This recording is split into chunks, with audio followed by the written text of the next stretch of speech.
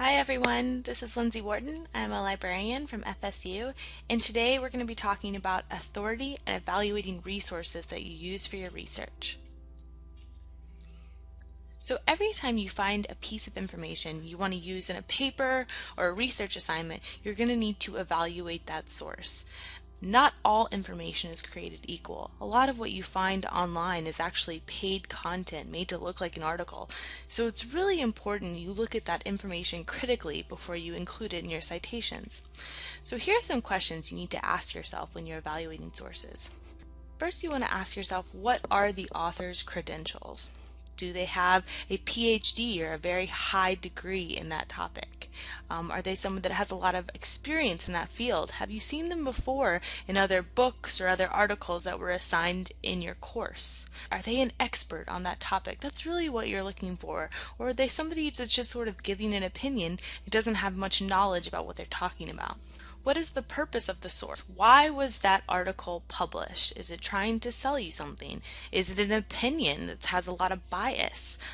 Or is it actually for academic to further a field? Who is the intended audience of the source? If it's a very simple, very broad article, that may not be good for what you're trying to research. A lot of times you're going to want to use more scholarly literature and not something really broad. What is the scope of the source? Is it looking at a very particular population or a very particular perspective on an issue, and is that going to be useful? Is the information unbiased? There is a lot of bias out there on the internet. I think we all know that. And so really take a look and see, is this unbiased information, or does somebody have an agenda behind what they're writing? Who published the source? Is it coming from a scholarly journal? Is it coming from a newspaper? Is it coming from a political blog? And how current is the source? Currency is very important. Things can change very fast in the world of information. We all know this. So was it published in the last couple of years? If it is from 15, 20 years ago, how is it useful? What sort of perspective will that bring to your research? Evaluating online sources is a lot of work. It really is. It's going to take you a long time, even if you find a website to answer all those questions I went through. Sometimes that information is kind of hard to find. So what I'm going to talk to you about today is how FSU Libraries is here to help you. We're really here to make your time at FSU easier, and I promise you, once you become an expert at using some library databases, it's going to be so much easier than going online and going through all those questions and evaluating sources. So why should you use the library? With the internet, some resources are free, but some require you to pay. I'm sure we've all been on newspaper or magazine websites before where it asks you to create an account and start a subscription. Some information is accurate, but a lot is incorrect and biased. It takes a long time to evaluate a source and figure out if there's bias in it, and sometimes it's almost impossible to tell. Websites come and go. If you cite something, you can't be sure it's even going to be there a week or a month later, and that's going to make your paper less legitimate. Online information is unorganized and overwhelming. We've all been on Google before, and there's been 3.4 million results. How do you know that the information you need isn't on the 10th, 20th, 30th page? Mostly with Google, we only scroll through a couple of pages. FSU Libraries, on the other hand, resources are paid for by the library and access is free to you as a current FSU student. Content is evaluated for authority and accuracy. It's more trusted information. It's top quality information. It's also going to be stable. You can trust that a paper, a research, an article you find isn't just going to go away. FSU Libraries provide subject and course-specific guides and databases. So you don't have to go to Google and navigate this huge world of information by yourself. We're going to help guide you to the right sources for your research.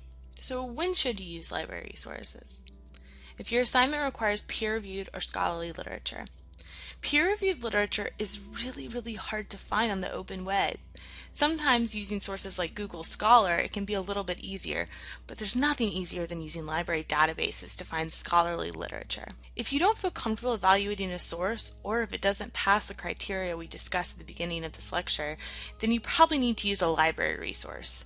It's going to be more trusted, and you're not going to have to spend as much time evaluating it. One of the great things about FSU Library and our databases is librarians are always here to help you. Whether tell you what database is useful for your research or help you with keywords, no one's going to be there to help you when you're searching Google.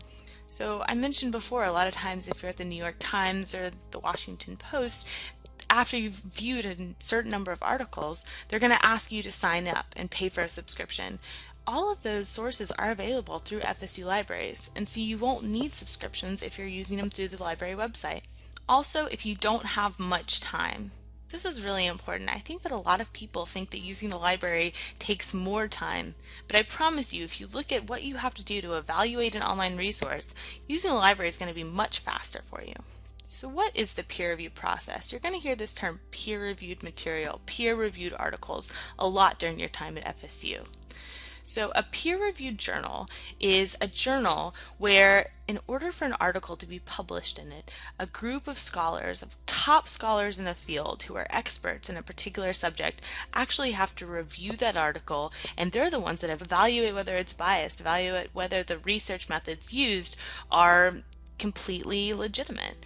And this is going to be the top source of information. So peer-reviewed articles, as you get farther along in your major, they're probably going to be the only source of information you can use. And they're not available to the public. They're only available through subscription databases. And so this peer-reviewed material is going to be something that you're going to get very used to seeing. So let's talk a little bit of the difference between scholarly and popular literature. And a scholarly article is a peer-reviewed article.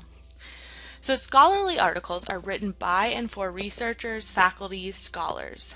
They use technical language, and they're usually longer articles about research. They include full citations, full bibliographies, and they're often peer-reviewed. A popular article, on the other hand, is written by a journalist or writers for a general audience. Usually they have a much lower reading level.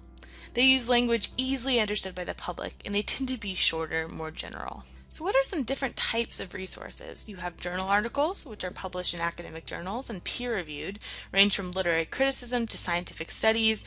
You have academic books and ebooks, which are published by university presses. Newspaper and magazine articles. They're usually not appropriate in academic paper, but they're sometimes necessary with current events. And then you have open access books and articles, which is an emerging style of publication which does not require a subscription.